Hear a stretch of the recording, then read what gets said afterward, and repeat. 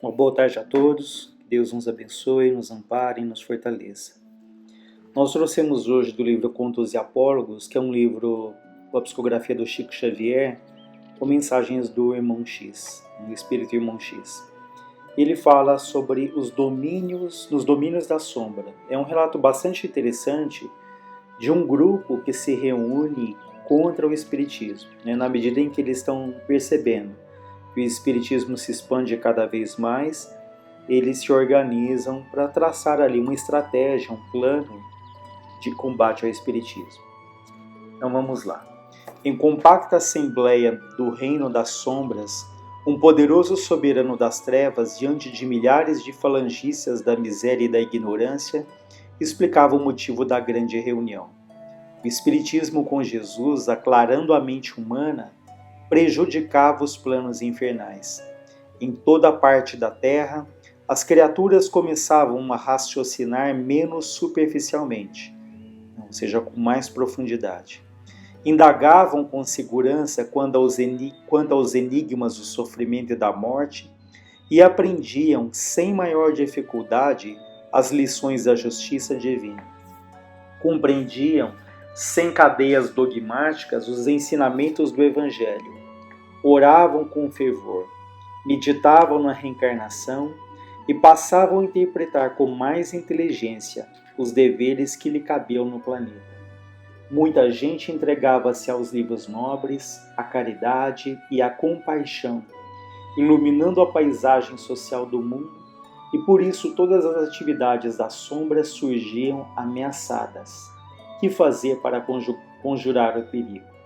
Então, se o Espiritismo começava a trazer tantos benefícios à humanidade, como, por exemplo, a questão da prece, da meditação, de se compreender ali o sofrimento, de se compreender o que é a morte, de se compreender quais eram os deveres que cabiam a cada um no planeta, aclarando ali a mente humana, despertando nos homens a caridade, a compaixão, a leitura pelos livros nobres, enfim, ajudando a modificar o panorama da Terra. Então isso incomodava sobremaneira esses espíritos que não gostavam disso, esses espíritos ainda dedicados ao mal. E fizeram então uma assembleia para discutir alguma estratégia.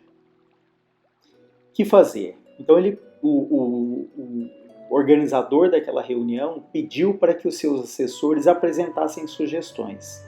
Depois de alguns momentos de expectativa, ergueu-se o comandante das legiões da incredulidade e falou: procuramos veicular a crença, disseminar ali a crença de que Deus não existe, que as criaturas viventes estão entregues a forças cruéis e fatais da natureza.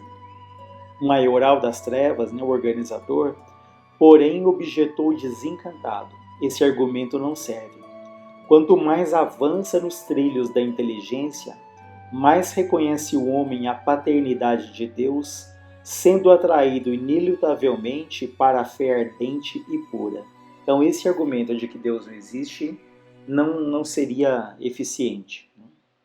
Levantou-se então o orientador das legiões da vaidade. Vejam que antes era o orientador da incredulidade, agora da vaidade, e opinou: vamos espalhar a notícia de que Jesus nada tem a ver com o Espiritismo, que as manifestações dos desencarnados se resumem num caso filosófico para as conclusões da ciência.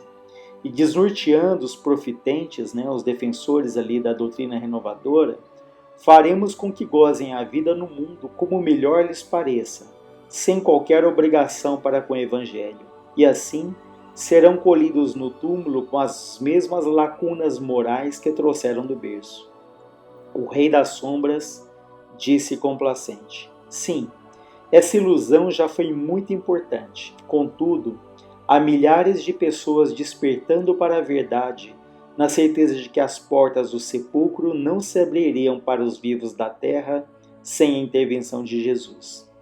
Então, o orientador ali dessa assembleia diz que, olha, esse argumento que Jesus não tem nada a ver com o Espiritismo, isso também não vai fazer sentido, porque está cada vez mais claro ali que a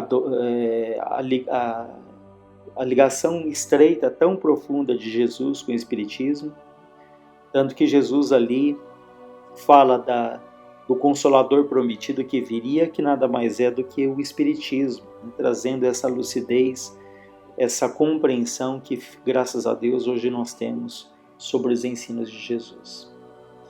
Mas nesse ponto, o diretor das falanges da discórdia, então já foi o da incredulidade, da vaidade, agora o diretor das falanges da discórdia pôs-se de pé e conclamou: sabemos que a força dos espíritas nasce das reuniões em que se congregam para a oração e para o aprendizado da vida espiritual, e nas quais tomam contato com os mensageiros da luz. Assim sendo, assopraremos a cisania, a discórdia entre os seguidores dessa bandeira transformadora, exagerando-lhes a noção da dignidade própria. Separá-lo-emos uns dos outros com o invisível bastão da maledicência, da fofoca. Chamaremos em nosso auxílio os polemistas, os discutidores, os carregadores de lixo social, os fiscais do próximo e os examinadores de consciências alheias, para que os seus templos se povoem de feridas e mágoas incuráveis, e assim os irmãos em Cristo saberão detestar-se uns aos outros com sorrisos nos lábios, inutilizando-se para as obras do bem. Então esse mestre aqui da discórdia, ele propõe que dentro ali do trabalho espírita se dissemine a fofoca, a maledicência, a divergência entre os frequentadores, E para isso eles vão utilizar os polemistas, os discutidores, os examinadores de consciência alheia, enfim, aqueles que podem ali estimular a discórdia permanente para que o grupo gradativamente ele vá ali criando essas separações e definitivamente isso possa comprometer e muito o trabalho espiritual. O chefe satânico, todavia, considerou, pensou a respeito e disse: isso é uma medida louvável, isso pode ser muito importante, contudo necessitamos de providência de efeito mais profundo, porque sempre aparece um dia em que as brigas e os desacordos terminam com os remédios da humildade e com o socorro da oração. A essa altura, ergueu-se o condutor das falanges da desordem e ponderou: se o problema é de reuniões, conseguiremos liquidá-los em 3 tempos. Buscaremos sugerir aos membros dessas instituições que o lugar dos conclaves, que o lugar das reuniões é muito longe, que não lhes convém afrontar as surpresas desagradáveis da via pública. Então os problemas ali do cotidiano, da rua que surgirem, chuva, trânsito, tudo isso não vale a pena enfrentar para ir frequentar ali o trabalho espírita. Faremos com que os horários das reuniões coincidam com o lançamento de filmes especiais, com festividades domésticas de data fixa. Improvisaremos tentações determinadas para os companheiros que possuam maiores deveres e responsabilidades junto às assembleias, a fim de que os iniciantes não venham a perseverar no trabalho da própria elevação. Então aqui, eles vão ali provocar uma série de situações para que as pessoas desanimem de ir no trabalho espiritual, sobretudo para aqueles que têm atividades mais intensas. Eles vão então improvisar, aqui está falando, tentações, enfim, uma série de obstáculos para que eles não possam ir e aqueles que estão iniciando se sintam igualmente desanimados pela falta de compromisso ali daqueles que se dedicam ao trabalho. Organizaremos dificuldades para as conduções, atrairemos visitas afetuosas que chegarão no momento exato da saúde para os cultos espíritas cristãos. Então vejam que eles vão ali dificultar as conduções, o deslocamento dos trabalhadores, atrair visita, é aquele trabalhador que está na hora de ir para o trabalho espiritual, chega ali uma visita inesperada, Então tudo isso são recursos que esse condutor da falange da desordem está propondo. Tumultuaremos o ambiente nos lares, aquele mal-estar súbito, uma divergência que surge ali nos momentos da saída, escondendo chapéus e bolsas, carteiras e chaves para que os crentes se tomem de mau humor, desistindo do serviço espiritual e desacreditando a própria fé. Então eles estão planejando aqui ajudar a esconder chave, carteira. É muito interessante quando a gente não acha ali na última hora a chave do carro, né? E aí quanto mais a gente fica irritado, pior é. Tanto que depois que passa ali aquela confusão, a gente abre a gaveta e fala, poxa, mas como eu não achei essa chave se eu abri essa gaveta várias e várias vezes e não a vi? Então toda essa turbulência, isso pode acontecer justamente ali para que nos desanime, para que tente nos impedir de seguir ali no trabalho, né? E os espíritos, eles podem colaborar nesse sentido, provocando essas situações desagradáveis.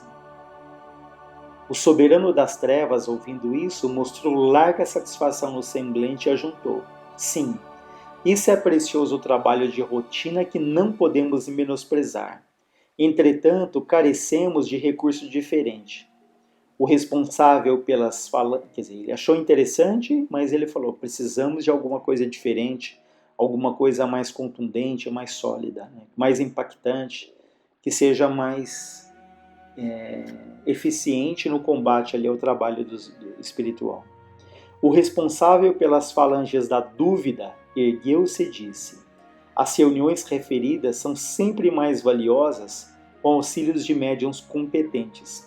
Buscaremos desalentá-los, desanimar esses médiuns, dispersá-los, penetrando a onda mental em que se comunicam com os benfeitores celestes, fazendo-lhes crer que a palavra no além resulta de um engano deles próprios, obrigando-os a se sentirem mentirosos, palhaços, embusteiros, mistificadores, sem qualquer confiança em si mesmos, para que as assembleias se vejam incapazes e desmoralizadas. Então esse sugere, esse responsável pela dúvida, ali envolver os médiuns, incitar, instigar na mente desses médiuns que eles são embusteiros, que eles são mistificadores, que eles são mentirosos, para que eles percam a confiança em si próprios e, consequentemente, a confiança no trabalho. O mentor do recinto, o organizador, aprovou a alegação, mas considerou: indiscutivelmente, o combate aos médiuns não pode esmorecer. Entretanto, precisamos de providência mais viva, mais penetrante, ou seja, algo mais intenso ainda, depois de tantas e tantas sugestões. Foi então que o orientador das falanges da preguiça se levantou, tomou a palavra e falou respeitoso: ilustre chefe, creio que a melhor medida será recordar ao pensamento de todos os membros das agremiações espíritas que Deus existe, que Jesus é o guia da humanidade, que a alma é imortal, que a justiça divina é indefectível, que a reencarnação é uma verdade incontestável, que a oração é uma escada solar reunindo a terra ao céu. O soberano das trevas, porém, entre o espanto e a ira, cortou-lhe a palavra, exclamando: onde pretendes chegar com semelhantes afirmações? O comandante dos exércitos preguiçosos acrescentou sem perturbar-se: sim, nós diremos que o espiritismo com Jesus, pedindo às almas encarnadas para que se regenerem, buscando os conhecimentos superiores e servindo a caridade, é de fato o roteiro de luz, mas que há tempo bastante para a redenção, que ninguém precisa incomodar-se, que as realizações edificantes não efetuadas numa existência podem ser atendidas em outras, ou seja, que o trabalho que nós não conseguimos fazer nessa vida, temos tantas outras. É isso que ele vai estimular. Que tudo deve permanecer agora como está no íntimo de cada criatura, na carne, para vermos como ficarão depois da morte. Que a liberalidade do Senhor é incomensurável, ou seja, que a flexibilidade, que a paciência de Deus, ela é infinita. Então não devemos nos preocupar. Que todos os serviços e reformas da consciência marcados para hoje podem ser transferidos para amanhã. Desse modo, tanto vale viverem no Espiritismo como fora dele, com fé ou sem fé, porque o salário da inutilidade será sempre o mesmo. O Rei da Sombra sorriu, feliz, e concordou: até que enfim descobrimos a solução. De todos os lados, ouviam-se risonhas exclamações. Bravos, muito bem, muito bem. O argumento do astucioso condutor das falanges da inércia havia vencido. Então vejam que diante de tantos argumentos, o que foi ali o vencedor foi esse da inércia, da preguiça, né, estimulando até surpreendentemente a mensagem de que Deus é Pai, de que o Espiritismo de fato clareia ali as consciências, mas vejam, ele reitera, nós devemos estimular que eles não devem ter pressa, que o que não for feito numa existência será feito em tantas outras, estimulando ali a preguiça. Então, é um relato bastante interessante que nos leva a nos perguntarmos, né, como estamos agindo. Porque podemos ter ali essa consciência, podemos saber o que temos que fazer, no entanto, nós nunca achamos o tempo necessário, nunca achamos a vontade necessária, nunca achamos a motivação necessária, talvez esperando o tempo ideal, né? Se somos jovens, nós falamos, eu sou muito novo para isso, sou imaturo. Quando estamos mais maduros, nós falamos, agora eu não tenho energia, não tenho disposição, isso é coisa para os mais jovens, enfim, não achamos ali o tempo ideal, né? Não esperamos que a nossa saúde esteja perfeita, que a nossa condição econômica esteja perfeita, a nossa condição familiar, para aí sim nos dedicarmos ali a um trabalho espiritual aos outros, esquecidos de que até usando uma linguagem material, é um investimento em nós mesmos, no nosso bem-estar, na nossa paz. Então, mais importante do que a consciência é a nossa atitude, é começarmos ali pouco a pouco, fazermos ali um pouco a cada dia. Tem até uma frase interessante que fala que é melhor fazermos um pouco a cada dia do que queremos fazer tudo num dia só. Porque aquele que quer fazer tudo num dia só, ele se sente frustrado, ele se sente incapaz, porque ninguém consegue mudar tudo num dia só, num curto espaço de tempo. Agora, aquele que é persistente, aquele que tem o ideal, aquele que tem ali uma trilha a seguir, ele vai ali fazendo um pouco a cada dia, mas um pouco com fé, com boa vontade. Então é um convite aqui para que nós não nos deixemos levar pela preguiça, né? Até a Joana de Ângeles fala, né, sobre a inércia, em que ela diz que a pretexto de repousar, não apliques o tempo na ociosidade, né, na preguiça dourada, nem no sono da indolência. Não te confiras menos resistência do que aquelas que realmente possui. Retomando, olha, não te confiras menos resistência do que aquela que realmente possui, porque podemos ali atribuir a nós um cansaço, uma falta de força, que muitas vezes isso é muito mais um processo mental do que propriamente uma realidade. Então, aquele que sempre fala, eu estou cansado, eu estou esgotado, né? Pode ser que de fato ele passe por uma fase ali em que ele está sobrecarregado, mas quantas vezes não é que ele está sobrecarregado, mas ele está se sentindo sobrecarregado por esse padrão mental da preguiça, do cansaço, né? E ela ainda diz que o homem é aquilo que elabora intimamente, ou seja, nós somos aquilo que nós pensamos. Diz ainda que o trabalho é a mola do progresso que fomenta a evolução e que o repouso lhe refaz as forças, lhe dá claridade à inteligência, ele vitaliza o corpo. Ou seja, tanto o trabalho quanto o repouso são de grande importância na nossa vida. O que ela nos convida à reflexão, e esse texto também, é o equilíbrio, né? Hora de repousar, repousemos, renovemos a nossa mente, a nossa saúde física, mas não nos esqueçamos do trabalho, que o trabalho ele desenvolve a nossa inteligência, ele desenvolve o nosso espírito, e se quisermos nós vamos encontrar uma série de motivos para fugir dele, a falta de capacidade, a falta de tempo, a falta de condições, a falta de apoio daqueles que caminham ao nosso lado, enfim, podemos ali descobrir uma série de motivos para não fazermos determinado trabalho, mas igualmente, se quisermos, nós teremos inúmeros, incontáveis motivos para fazermos ali o trabalho, né?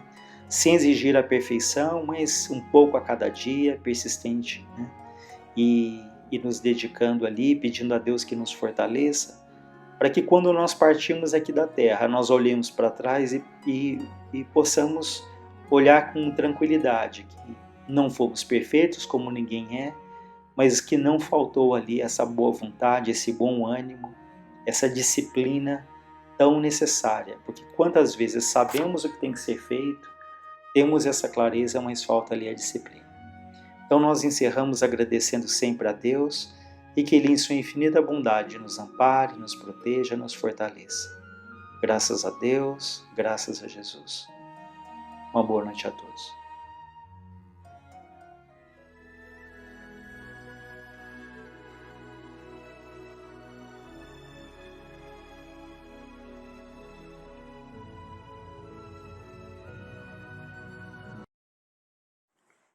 Boas noites. Dando continuidade aos nossos encontros, hoje vamos estudar do livro Diálogo dos Vivos, capítulo 16, em que são publicadas 3 mensagens, sobre o mesmo tema. Convite à serenidade. Capítulo 16, Francisco Cândido Xavier. Em nossa reunião pública, o Livro dos Espíritos nos deu a estudar o tema da questão 789, que foi examinado em preciosos comentários de muitos dos nossos companheiros. Tínhamos conosco amigos e irmãos procedentes de diversas cidades. Os assuntos da paz foram debatidos com respeitoso amor pelas elucidações kardecianas. Naturalmente, vários oradores se detiveram a destacar as dificuldades da hora presente, em que todos os povos estão procurando segurança e entendimento. A mensagem de Emmanuel, página de Convite à Serenidade, foi recebida psicograficamente ao final da reunião. Então, como de costume, esse livro ele foi... Essa terceira edição é de 1984. Então, mensagem de Emmanuel, recanto de paz. Há quem pergunte como servir a causa da paz. Semelhante tarefa não será privada daqueles que se encarregam da direção do mundo? A paz no mundo, no entanto, é a soma de todos os esforços das criaturas nos domínios da pacificação. Reflitamos nisso e atendamos a nossa parte quando se faça possível. Deixe que a fonte do amor se te desate do coração. Acende no cérebro a luz do pensamento reto. Transforma o trabalho de cada dia num cântico de bênçãos. Observa os compromissos assumidos por leis da própria consciência. Transita nas vias do bem aos semelhantes. Respeita o tipo de existência que os outros escolheram para si mesmos. Como desejas que a tua própria vida seja respeitada? Ergue em ti um sinal vermelho para os comentários infelizes. Hospitaliza agressores e maldizentes em tua clínica de orações. Não desperdices a riqueza do tempo, comprando remorso com queixas inúteis. Veste a armadura da paciência, para que consigas agir e reagir construtivamente onde te encontras. Instale a boa palavra nas estruturas verbais que se te manifestam. Ouve com atenção, aguardando sem pressa a tua vez de falar. Não desconsideres pessoa alguma. Resguarda no arquivo da prece os obstáculos e problemas que te desagradam, a fim de que não te destaques por motivo de aflição nas estradas alheias. Aceita os outros tais quais são, sem o propósito de corrigi-los ou aperfeiçoá-los à força. Aprende com modéstia e ensina com exigência. Auxilia sem cobrança. Não solenizes as provações de que necessitas para melhorar o próprio caminho. Diante das ofensas, imuniza-te na terapia do perdão. Espera um momento propício destinado a esclarecer o ponto difícil que haja surgido em teu relacionamento com os demais. Não exijas do próximo aquilo que o próximo ainda não possui para dar. Não mentalizes o mal com inquietações imaginárias, e sim colabora na construção do melhor que deve acontecer. Serve sem dependurar algemas nos pulsos de teus irmãos. E prosseguindo adiante, converter-ás em coluna da segurança geral. Em verdade, a divina providência não pede para que te transforme de imediato numa estrela que dissipe as sombras da perturbação, onde as sombras da perturbação estejam dominando na terra. O céu espera, sejas ainda hoje, onde estiveres, um recanto vivo da paz. Muito bem, já conversamos várias vezes a respeito do que é paz, né? Entendendo que paz não é o oposto da guerra, não é o oposto do conflito. Paz é um estado mental, né, em que nós atingimos na medida que nós agimos. Um dos princípios universais básicos é o movimento, é a transformação. Por isso que tudo passa, né? Tudo passa. Todas as coisas estão em constante transformação, desde a matéria, e o espírito aprende com as transformações da matéria a própria transformação. Essa transformação implica em ações constantes, em atitudes o tempo todo, reflexões, ações, né? Portanto, a paz não é a inanição, não é o repouso. A paz é a conquista, é a realização de alguma coisa, é a conquista de alguma coisa. Essa paz de consciência, ela é adquirida na medida que percorremos a trajetória das nossas obrigações. Então, o tempo corre para todos, né? E todos estão se transformando, todos estão em movimento.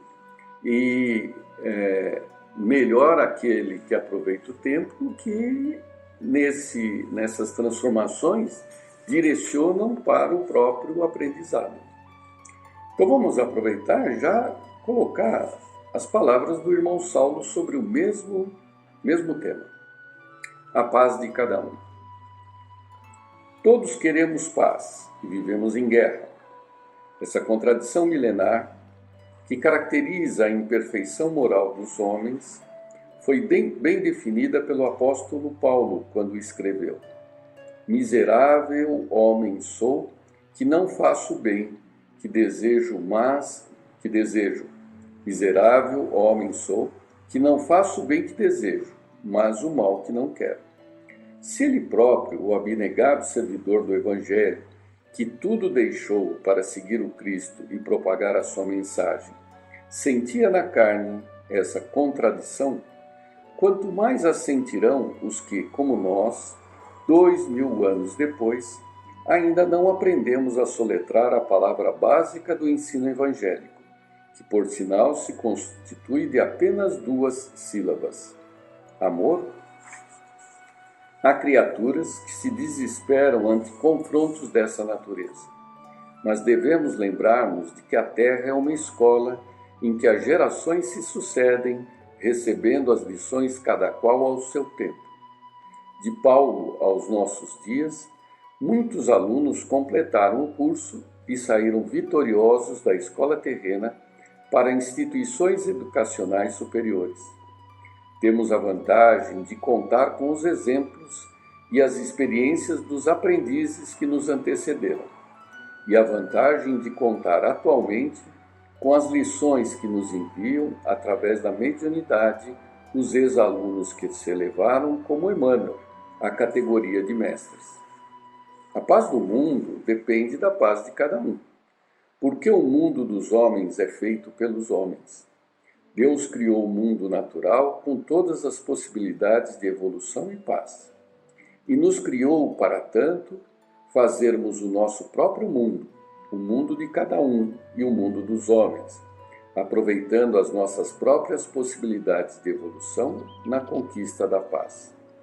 Se nos convertermos no recanto vivo da paz a que se refere Emmanuel, daremos ao mundo a paz que ele necessita. Se permanecermos como focos de guerra e desajuste, o mundo estará sempre conflagrado pelas nossas contradições e as nossas injustiças. Nos seus comentários à questão 789 do Livro dos Espíritos, Allan Kardec assinala: a humanidade progride através dos indivíduos que se melhoram pouco a pouco e se esclarecem. Quando estes se tornam numerosos, tomam a dianteira e arrastam os outros. Se queremos, pois, lutar pela paz, façamos a paz em nós mesmos, e Deus nos ajudará a estendê-la ao mundo. Então, essa questão da paz, né? Nós já comentamos também várias outras vezes, né? A paz, ela para os judeus, por exemplo, é chamado Shalom, que é justamente aquele estado em que a gente paga uma dívida, termina uma obra, atinge uma realização. Então não tem nada de inércia. Então a paz, ela é um estado de espírito, é uma serenidade, é um fazer em paz, né? É um atuar em paz, é um trabalhar em paz. Não basta simplesmente estarmos contemplativos, né? Então vamos aproveitar aqui para buscar a própria pergunta que deu origem a toda essa reflexão, que é a questão 789 do Livro dos Espíritos, né? Que fala exatamente isso. O progresso reunirá um dia todos os povos da Terra numa só nação? Resposta: não em uma só nação, o que é impossível, pois da diversidade dos climas nascem costumes e necessidades diferentes, que constituem as nacionalidades. Assim, serão sempre necessárias leis apropriadas a esses costumes e a essas necessidades. Mas a caridade não conhece latitudes e não faz distinção dos homens pela cor. Quando a lei de Deus constituir por toda parte a base da lei humana, os povos praticarão a caridade de um para outro, como os indivíduos de homem para homem, vivendo felizes e em paz, porque ninguém tentará fazer mal ao vizinho ou viver às suas custas. A humanidade, agora comentário de Kardec, a humanidade progride através dos indivíduos que se melhoram pouco a pouco e se esclarecem, que a gente já leu, né? Quando se tornam numerosos, tornam a dianteira e arrastam os outros. De tempos em tempos surgem os homens de gênio que lhes dão um impulso, e depois homens investidos de autoridade, instrumentos de Deus que em alguns anos a fazem avançar de muitos séculos. Aqui o tema gira em torno da guerra e paz entre os povos, né?